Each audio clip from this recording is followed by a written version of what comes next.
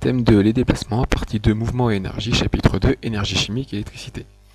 Un autre moyen que les combustions, les moteurs thermiques, c'est les véhicules électriques, ou si on mélange les deux, c'est ce qu'on appelle des véhicules hybrides. Donc là pareil, on va avoir que des connaissances de l'année dernière qui vont être exploitées juste pour faire avancer des moteurs électriques.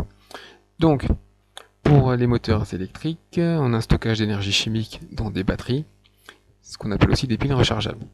Donc à l'intérieur, on va avoir des réactions d'oxydoréduction qui mettent en jeu des couples oxydant-réducteurs.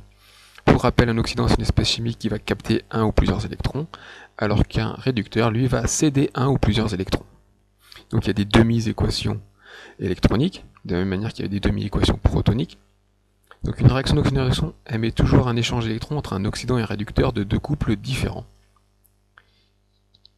Et donc après, entre un oxydant et un réducteur, à la fin, on a ce qu'on appelle non pas les réducteurs et les oxydants conjugués. Ne jamais oublier dans les équations d'oxydoréduction la conservation de l'élément, la conservation de la charge, et ne pas oublier pour l'oxygène et l'hydrogène, souvent ça dépend si on est en milieu acide, on va rajouter des H+, et si on est en milieu basique, on va rajouter des ions hydroxyde au H-. Et lors d'une réaction spontanée d'oxydoréduction, s'il y a plusieurs couples, c'est l'espèce la plus oxydante qui va réagir avec l'espèce la plus réductrice. Donc une pile, c'est un dispositif qui convertit l'énergie chimique en énergie électrique, et on va exploiter les échanges d'électrons. Donc une pile, c'est constitué de deux demi-piles, avec chacun dans un compartiment un couple oxydant-réducteur différent, et un pont salin qui assure la conduction et l'électroneutralité entre les deux. Donc les grandeurs nouvelles dans une énergie, tout d'abord c'est la quantité de charge Q en coulomb, c'est le produit de l'intensité en ampères par le temps.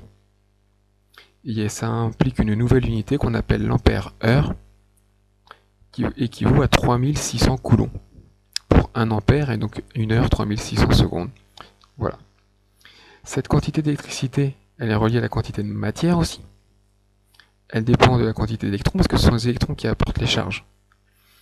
Donc Q est égal au nombre de moles d'électrons fois ce qu'on appelle la constante de Faraday, qui est tout simplement le produit de deux constantes, la constante d'Avogadro, en mol moins 1, et la charge élémentaire de l'électron qui est en coulombs, ce qui nous donne des coulombs par mol.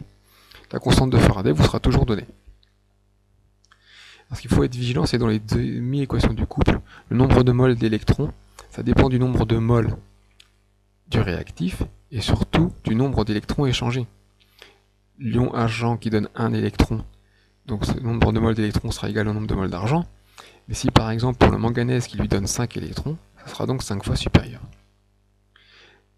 Important à voir pour les piles, la tension aux bornes de la pile, c'est la tension à vide moins la résistance interne fois le produit de l'intensité.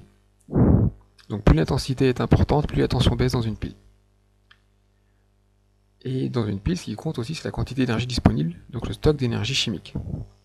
Elle est proportionnelle à la quantité de charge électrique en coulomb, et fois la tension, donc W en joule l'énergie, le produit de Q fois E, Q en coulomb et E en volts. Ce qui est aussi important, notamment pour les piles, c'est ce qu'on appelle l'énergie massique ou l'énergie volumique, en joules par kilogramme ou en joules par mètre cube. Ce sont les unités.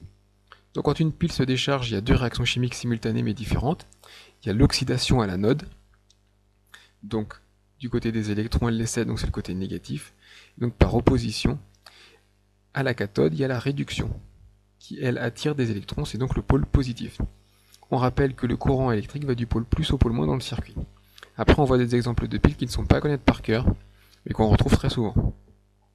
Donc, après la pile Volta, il y a John Daniell qui a inventé la pile Daniell, qui est une lame de métal plongée dans du sulfate métallique. Donc, on a les demi-équations entre le zinc et le cuivre. C'était la même que la pile Volta.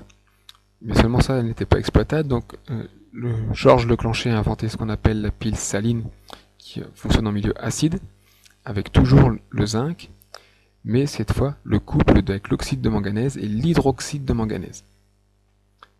Ensuite vient la pile inventée par Philippe Mallory, qui elle est une pile alcaline, un synonyme de basique.